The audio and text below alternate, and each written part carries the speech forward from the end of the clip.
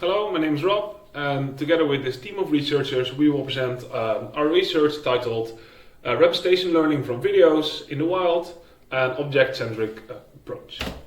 High-level overview here is that we will do contrastive learning in videos to learn representations. And we will use here the hierarchy in videos. Here a sequence of frames, a video, and we will consider it decomposed of shots. So a video actually is composed of multiple shots. At second level, a shot is then composed of multiple frames.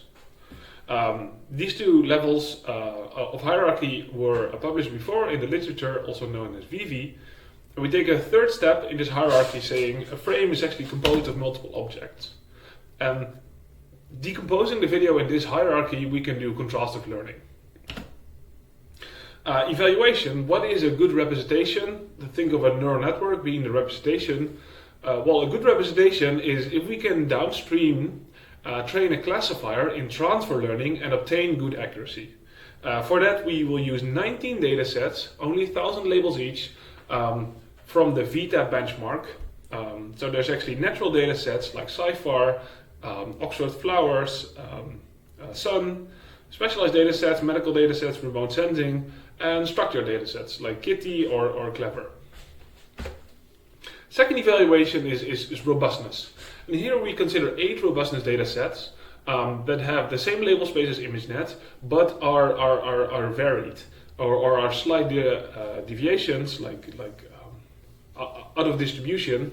So then a high accuracy on these datasets indicates a good robustness.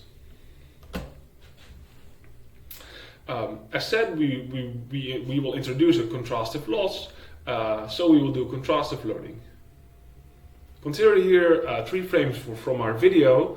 Then in our object-centric approach, we use an off-the-shelf detector to detect objects and consider objects of the same class. For example, here the horses.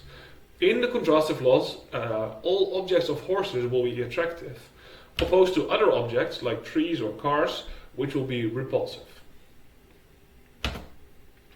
Our loss function then in total consists of these 3 levels. The shot and the frame, as said, will be done before by VV.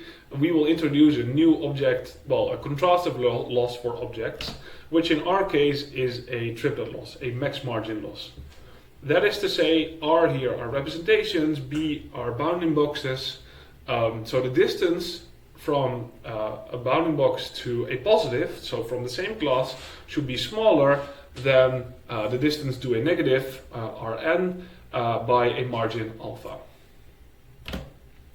How do we get the representation for a specific object?